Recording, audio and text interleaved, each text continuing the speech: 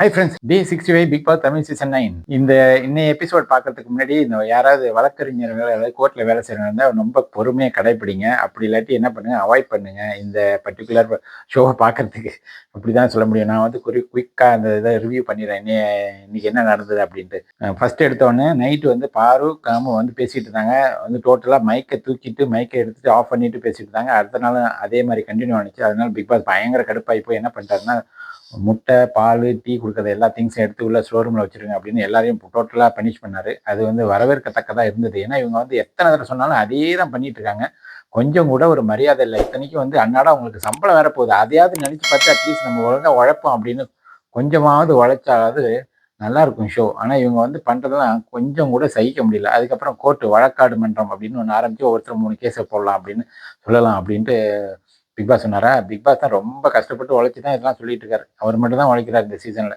அப்போ சொல்லிட்டு 3 எல்லாரும் எழுதி கொடுத்தாங்க. அதில் வந்து ஃபர்ஸ்ட் கேஸை அக்செப்ட் பண்ணது வந்து வினோத் கேஸ். வினோத் வந்து என்ன பண்ணிட்டாங்க, ஆதிரை மேலே கேஸ் போட்டது. ஆதிரை வந்து என்னன்னா, இவங்க தான் காரணம், திரும்ப வந்து இவர் தான் காரணம் வாட்டர்மேன் ஸ்டார் போனதுக்கு அப்படிங்கிறதுக்காக அதை வந்து 3 பார்ட்டை போட்டிருந்தார். ஒன்று வந்து இவங்க சொன்னதுனால இவர் ஃப்ரெண்ட்ஷிப்லாம் உடையுது உள்ளுக்குள்ள, அப்புறம் மக்களுக்கு வந்து ராங்கா போய் சேருது. இன்னொன்று வந்து இவர் தான் காரணம்னு சொன்னது இவர் அக்செப்ட் பண்ணல அப்படின்னு போட்டார். அதுக்கு வந்து இவரே வந்து ஆதிரிட்ட பேசிட்டு 2 பேரும் போய் டிசைட் பண்ணி 2 வக்கீலை சூஸ் பண்ணிக்கிட்டாங்க. இது ஒரு சைடு விக்ரம், இன்னொரு சைடு ஆரோரா. அவங்க ஜட்ஜும் அவங்களே சூஸ் பண்ணாங்க. ஒன்று வந்து அமித், இன்னொன்று வந்து திவ்யா. அப்புறம் பிக் பாஸ் எப்போதும் சொல்கிற மாதிரி கிளிப்பிள்ளைக்கு சொல்கிற மாதிரி படித்து சொன்னார். வழக்காடு மன்றம் இதுக்குள்ள மரியாதை கண்டிப்பாக கொடுக்கணும். ஒன்றும் கூச்சல் குழப்பம் போடக்கூடாது. ஜட்ஜு தீர்ப்பு தான் அக்செப்ட் பண்ணிக்கணும். வெளியில தான் வந்து எதாவது இருந்தால் பேசணும். அப்புறம் வந்து என்னென்னா, அந்த சட்டம் இந்த மாதிரி அந்த நம்பரு, இந்த பிரிவு, அந்த பதிவு எண், அந்த மாதிரி இந்த சட்டம், அந்த செக்ஷன்லாம் சொல்லக்கூடாது அப்படின்னு சொல்லிட்டு ஆரம்பித்து ஓடி இருந்த கொஞ்சம் நேரம் ஆரம்பிச்சிட்டாரு நம்ம கானா வினோத். அவரை வந்து டோட்டலாக அவர் வீட்டுக்கு அனுப்புகிற நேரம் வந்துருச்சுன்னு நினைக்கிறேன். ஏன்னா எதுக்குமே கொஞ்சம் கூட லிசன் பண்ணதில்லை, அக்செப்ட் பண்ணதில்லை, எதுவுமே லிசன் பண்ணிட்டு பண்ணோம்ல. கோர்ட்டுக்கு உள்ள ப்ரொசீஜரை எப்படி ஃபாலோ பண்ணணும் கூட தெரியல.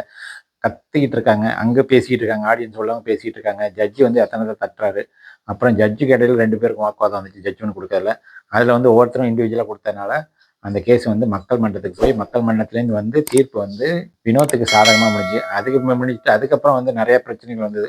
இந்த வீடியோ இன்னும் டீட்டெயிலாக உங்களுக்கு வேணும் அப்படின்னா KL2S சேனல் D65 வீடியோவை பாருங்கள். நம்ம மறுபடியும் நாளை உங்களை சந்திக்கிறேன்.